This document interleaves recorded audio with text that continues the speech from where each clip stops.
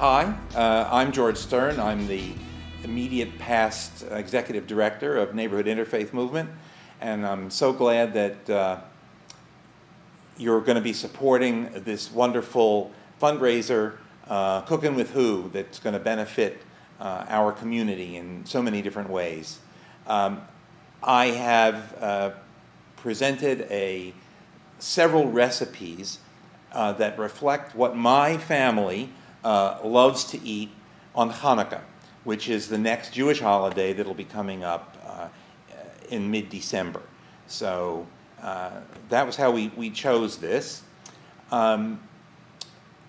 Just so that you understand, the meat that we are preparing is brisket that, from what I know, from my own family growing up, from my wife's, from others, somehow that's a cut of beef that is very typical amongst Jews. The Hanukkah story starts in what was then Palestina, in 2300 years ago, and I guarantee they were not eating brisket. But they are. It is what a lot of Jews will eat these days, and so that's why the brisket recipe. The other recipes, there are two. A kind of an older one and a newer one. They're both called latkes, or potato pancakes, but in this case, one of them is sort of your typical regular old white potato pancake, and the other is a sweet potato, curried sweet potato pancake, so that there's actual flavor with it and a lot of fun. Now, why these pancakes?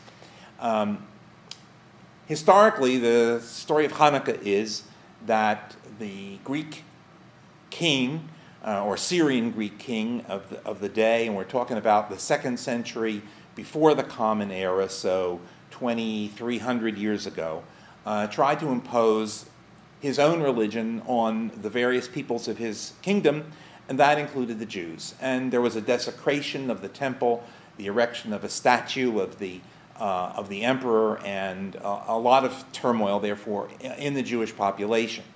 There was a revolt, a rebellion. It was led by a man named Judah, and was called the Maccabee, Judah the Hammer. And it was really one of the first guerrilla warfare revolts that we have in recorded history. The story goes that after some weeks of fighting, or months of fighting, Judah and his band were able to take the temple grounds back, and they entered the temple and reconsecrated it. Over time, a story grew, a kind of a miracle story, that said that when they entered the temple, they wanted to go light the eternal light that was always supposed to be burning. It was the fire on which they could offer the sacrifices.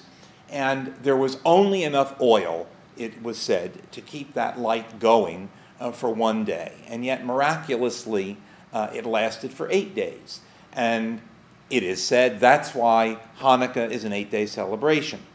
I could assure you that there are plenty of other explanations that are probably more historical. But that's the one upon which the use of latkes is based, because what Jews have traditionally done is they have had some kind of a fried food, fried in oil, to represent the oil that miraculously lasted for 8 days instead of one. In Israel, and amongst some Jews, actually, the fried food that's common is donuts. And jelly donuts are particularly popular, and in some ways I wish that that's what we did, because I like donuts. Although I suppose that the potato pancakes are a little bit better for us, especially if they are fried in vegetable oil or some other oil that is not too much filled with the wrong kind of fats.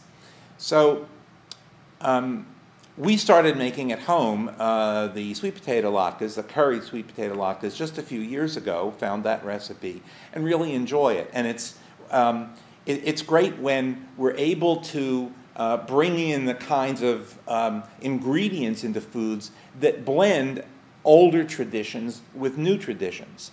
And when you think about it, Hanukkah is all about the right of a people to worship God the way they want. And here we are in America where we can worship God the way we want, and so can everybody else.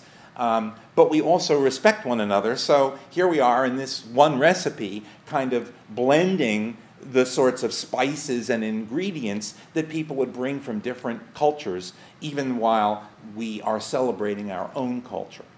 So I think that just the story itself is a great reason for you to vote at least once for this dinner and this recipe that my wife Debbie and I are so glad to share with all of you.